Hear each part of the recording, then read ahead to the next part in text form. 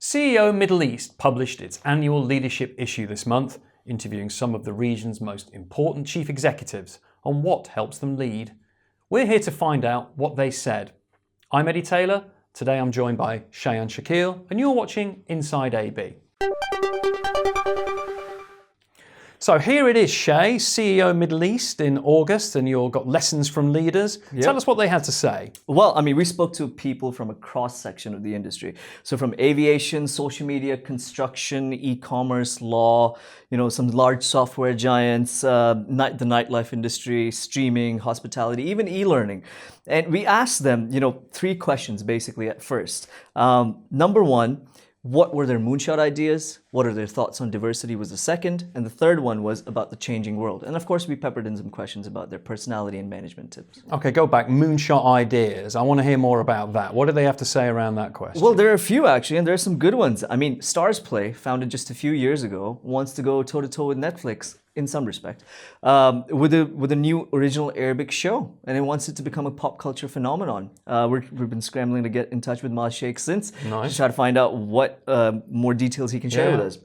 Now, Kareem's CEO, Mudassir Sheikha. Now, this was a company that was built on that Uber model, but now what it wants to do is this thing called platformization, where they want to be able to deliver anything that you want, from pizza to retail items, lost items and things you left in places. Absolutely, yeah. So I mean, it's a complete extension of the business model, and that's what they're going to go for. Kind of like an e-commerce business on wheels. Twitter's regional MD Ben Ampen wants to help deliver metrics that cater to conversational health by analyzing what's going on his platform.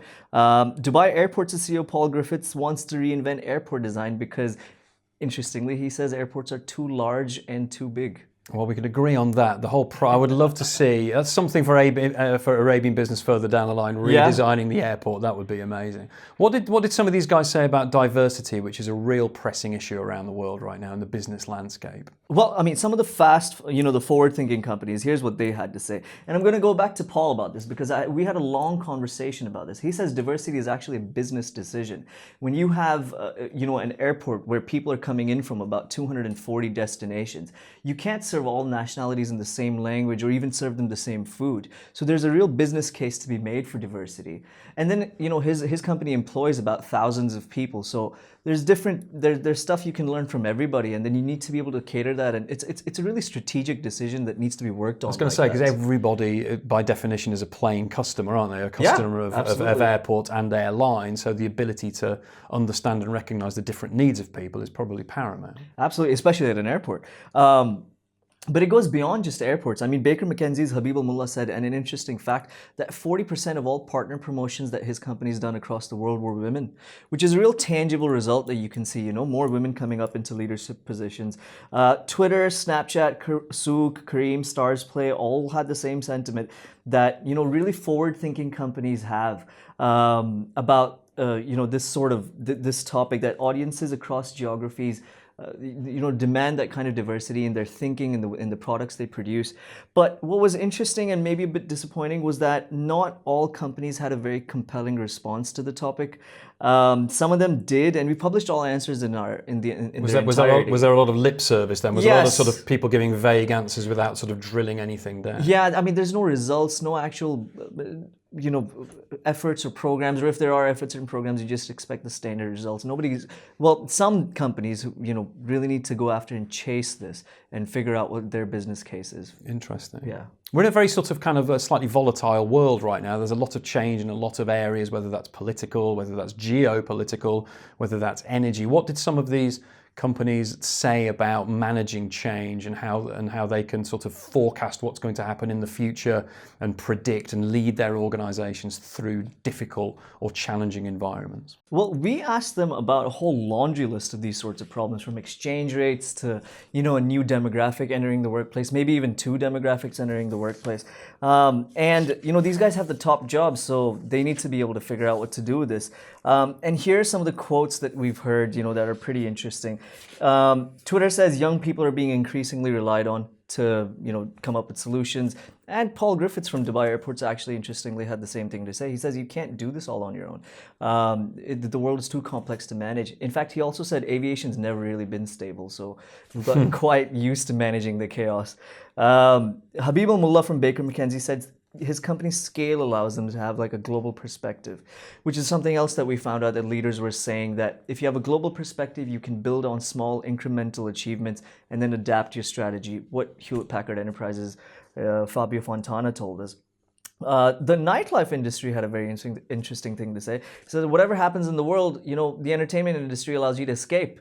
So it's probably one of the better industries to be on in this time right now.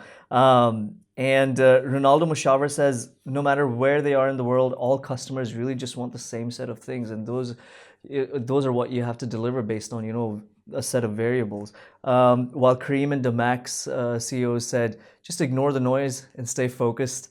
But possibly what I thought was a very interesting thing to say was Jumeirah Group's new CEO, Jose Silva. He says that being in Dubai, it's nice to have companies that you could call relatives like Emirates or Fly Dubai or Etihad or Dubai Airports, because they're so susceptible to global change that anytime something happens, they'll try and adjust. And this is a very tourism-dependent economy. So that really, weighs in on Jumeirah Group. I like that quote, ignore the noise and stay focused. I mean, you spoke to 18 of these CEOs. Were there any other quotes that particularly jumped out of you, or was that one of the ones that you sort of best exemplified the leadership model? Well, I mean, Tony Habre from AdMinds had something to say. He said, we believe in this thing called peace partying. I'm going to leave that to our, the viewers of this series to find out more about. Peace partying? Yeah, very nice. Yeah, okay. Just ignore the world and come here and have a good time. Interesting. Yeah, it's a very interesting thing to say.